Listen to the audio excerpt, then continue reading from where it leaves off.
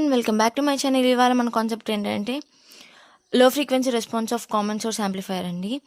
దీంట్లో ఏంటంటే ఇది డీసీ సర్క్యూట్ని ఏసీ ఈక్వివలెంట్ స్మాల్ సర్క్యూట్గా మారుస్తున్నప్పుడు డీసీ కరెంట్ అనేది 0 పెట్టుకుంటాము. అంటే అప్పుడు వీడీసీ అండ్ విఎస్ఎస్ అనేది 0 అయిపోతుంది. ఇక్కడ విఎస్ఎస్ 0 అయిపోతే ఇక్కడ కరెంట్ సోర్స్ అనేది ఓపెన్ అయిపోతుంది. ఓపెన్ అయినప్పుడు మనం ఇక్కడ సిఎస్ఎస్ గ్రౌండ్ కనెక్ట్ చేసాం కదా, అది డైరెక్ట్గా మనకి సోర్స్ కనెక్ట్ అయిపోతుంది. ఏసీ ఈక్వివలెంట్ సర్క్యూట్ ఎలా ఉంటుందంటే ఇది ఏసీ ఈక్వివలెంట్ సర్క్యూట్. జస్ట్ ఇక్కడ గ్రౌండ్ రీప్లేస్ చేశాను అండ్ ఇక్కడ గ్రౌండ్ రీప్లేస్ చేశాను, అంతేను. ఇప్పుడు డెరివేషన్కి వస్తే ఇక్కడ ఫస్ట్ ఏంటంటే మనము ఇన్పుట్ పార్ట్ ఒకటే అబ్జర్వ్ చేస్తే మనకు వీజీ వాల్యూ మనము వోల్టేజ్ డివైడర్ రూల్ వాడి చేస్తామన్నమాట. ఆపోజిట్ విఎస్ఐజీ ఇంటూ మనకు ఏ రెసిస్టర్ వాడతామంటే ఆర్జీ బై టోటల్ రెసిస్టర్స్. ఇక్కడ ఏంటంటే CC1 అనేది కెపాసిటర్ అనమాట. కెపాసిటర్ని రెసిస్టెన్స్ ఫార్మెట్లో రాసేపాటికైతే SCC1. అదే రెసిస్టెన్స్ ఒకవేళ ఇంపిడెన్స్లో రాయాలంటే 1/R ఫార్మెట్లో రాస్తామన్నమాట. 1/R ఫార్మెట్ అయితే అప్పుడు 1/SCC1 అవుతుంది. ఇది ఇంపిడెన్స్ ఆఫ్ CC1. ఇప్పుడు మనము ఇక్కడ CC1 ప్లేస్లో మనం దీన్ని సబ్స్టిట్యూట్ చేస్తాము. ఇంపిడెన్స్ని సబ్స్టిట్యూట్ చేస్తే మనకి ఫార్ములా వస్తుంది అనమాట. ఈ SIG అనేది న్యూమరేటర్కి డినామినేటర్కి ఇస్తామన్నమాట. న్యూమరేటర్కి ఇస్తే న్యూమరేటర్ మల్టిప్లికేట్ చేసాం. అదే డినామినేటర్కి అయితే ఇక్కడ లేదు కాబట్టి SCC1 అనేది యాడ్ అవుతుంది. అండ్ ఇక్కడ SCC1 రెండు క్యాన్సిల్ అయిపోయి మనకు 1 మిగులుతుంది అనమాట. అండ్ ఇక్కడ మనము RSIG plus RG and CC1 మాత్రమే కామన్ బయటకు తీసేద్దాము. బయటకు తీస్తే S మిగులుతుంది plus 1/RSIG plus RG CC1. మనము ఇది కొంచెం స్ప్లిట్ చేస్తే ఈ పార్ట్ దాకా స్ప్లిట్ చేస్తున్నాను. స్ప్లిట్ చేస్తే నీకు ఈ ఫార్మెట్లో వస్తుంది అనమాట. ఈ ఫార్మెట్లో నేను CC1 రెండు క్యాన్సిల్ చేసేస్తున్నాను. దాని తర్వాత నెక్స్ట్ స్టెప్ ఇలా ఉంటుంది. Normal standard single time constant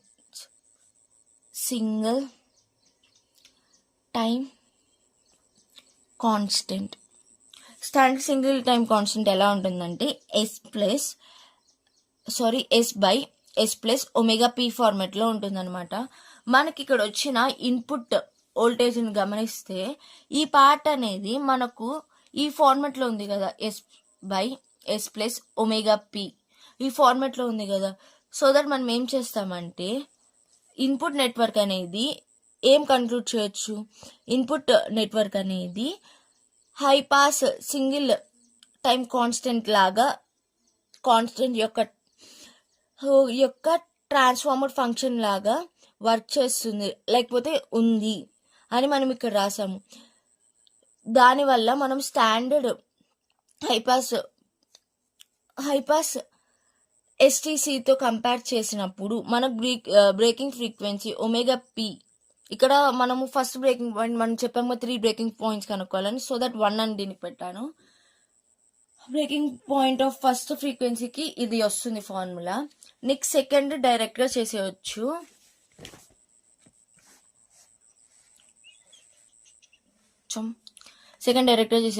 ఏంటంటే ఐడి తీసుకున్నాము. ID equal to GM VGS. ఇక్కడ VGS ప్లేస్లో మనం VG పెట్టుకున్నాము. అప్పుడు ఐడి అనేది GM VS. సేమ్ ఇందాక పాయింట్ చాలా కన్ఫ్యూజన్గా ఉంటుంది. ఈ point like based on the students ఈజీగా ఉంటుంది. Input network behaves as an high pass STC. So compare it with standard transform function of high pass STC then breaking frequency. ఈ statement రాయండి ముందర కూడాను. లైక్ ఇక్కడ అవుట్పుట్ దగ్గర input పెట్టండి, అంతే, ఇంకేం లేదు. ఇక్కడ ఏంటంటే source bypass CS capacitor is having, just ఇక్కడ ఉంది అంటున్నాం అంతేను. అండ్ ఈ రెండు కంపేర్ ఏం చేయలేదు, జస్ట్ ఉందని మెన్షన్ చేస్తే చాలు. దీనికి సెకండ్ బ్రేకింగ్ ఫ్రీక్వెన్సీ ఏమవుతుందంటే ఒమేగా పీ2 ఈక్వల్ టు జిఎంసిఎస్. ఇప్పుడు థర్డ్ బ్రేకింగ్ పాయింట్ కావాలంటే మనము ఏం చేస్తామంటే అవుట్పుట్ కరెంట్ తీసుకుంటాం అనమాట. ఇక్కడున్న కరెంట్ తీసుకుంటాము. ఎప్పుడైతే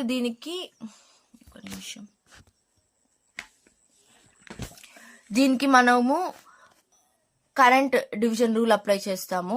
మైనస్ ఐడి, ఇక్కడ I0 ఐడి అనేది ఆపోజిట్ డైరెక్షన్లో ఉంది, సో దట్ మనకు మైనస్ వచ్చింది. ఇంటూ మనకేం రెసిస్టర్ కావాలి, ఆర్డి వాడుతున్నాం. RD by total resistance RD RL CC2. ఈ CC2 ప్లేస్లో మనము ఇంపిడెన్స్ ఫార్మెట్లో రాసుకుందాం. ఇంపిడెన్స్ ఫార్మెట్లో రాసుకుంటప్పుడు ఏమవుతుంది, 1/S CC2 అవుతుంది. ఇప్పుడు మనము పైన ఐడి కనుక్కున్నాం కదా, ఐడిని సబ్స్టిట్యూట్ చేసేద్దాం. GMVG into RD by RD plus RL plus 1/S CC2. Same ఇక్కడ అవుట్పుట్ కరెంట్ కనుక్కున్నాం కదా, ఇక్కడ అవుట్పుట్ వోల్టేజ్ కనుక్కుంటాం. అవుట్పుట్ వోల్టేజ్ ఈక్వల్ టు ఏంటంటే చూడండి, అవుట్పుట్ వోల్టేజ్ ఇక్కడ వస్తుంది. ఇక్కడ మనకు I0 కరెంట్ అనేది ఫ్లో అవుతుంది. I0 బై ఆర్ఎల్ వస్తుంది. అప్పుడు మనకు output voltage equal to V equal to IR Ohm's law వాడతాము. సో దట్ ఈ ఫార్ములా వస్తుంది అనమాట, V0 RL. అండ్ ఇక్కడ మనం ఆల్రెడీ I0 వాల్యూ కనుక్కున్నాం కదా, I0 వాల్యూ ఇక్కడ సబ్స్టిట్యూట్ చేసాము. అండ్ RL ఎక్స్ట్రాగా మల్టిప్లికేట్ చేసాం. లైక్ ఇక్కడ RL ఉంది కాబట్టి RL కూడా యాడ్ చేసుకున్నాము. అండ్ ఇక్కడ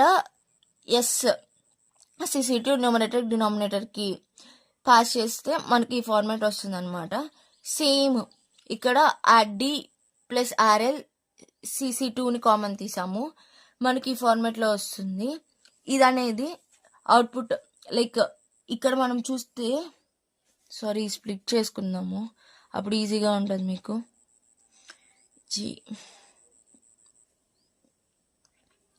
ఆర్డి ఆర్ఎల్ CC2 ఈ CC2 క్యాన్సిల్ చేసేయండి, రాయలేదు.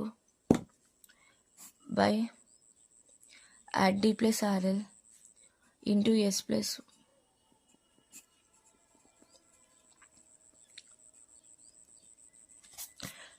ఇప్పుడు మనకి ఇది అవుట్పుట్ నెట్వర్క్ కదా. అవుట్పుట్ నెట్వర్క్ ఎలా బిహేవ్ చేస్తుందంటే high pass single time constant ఫార్మాట్లో బిహేవ్ చేస్తుంది. సో దట్ దీన్ని మనము transform function of high pass single time కాన్స్టెంట్స్తో కంపేర్ చేసినప్పుడు మనకు బ్రేకింగ్ ఫ్రీక్వెన్సీ ఏంటంటే ఒమేగా పీ3 ఈక్వల్ టు 1/, ఇది ఒకటే తీసుకుంటాం బ్రేకింగ్ ఫ్రీక్వెన్సీకి, 1/CC2 into RD plus RL. ఇప్పుడు మనకు ఒమేగా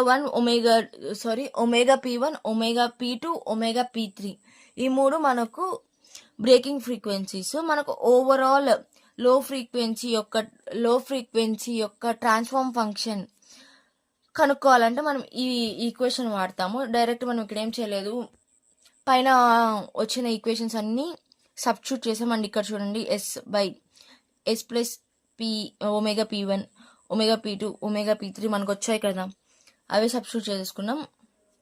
అండ్ మనకు బ్రేకింగ్ ఫ్రీక్వెన్సీస్ 3 ఉన్నాయి, omega P1, omega P2, omega P3.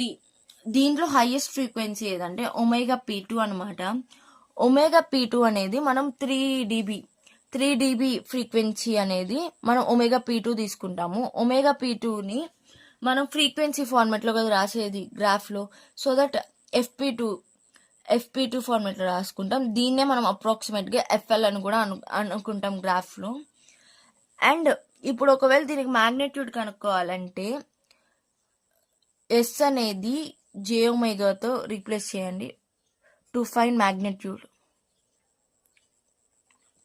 S అనేది రీప్లేస్ చేసేసిన తర్వాత V0/SIG కనుక్కోండి, you will get an magnitude.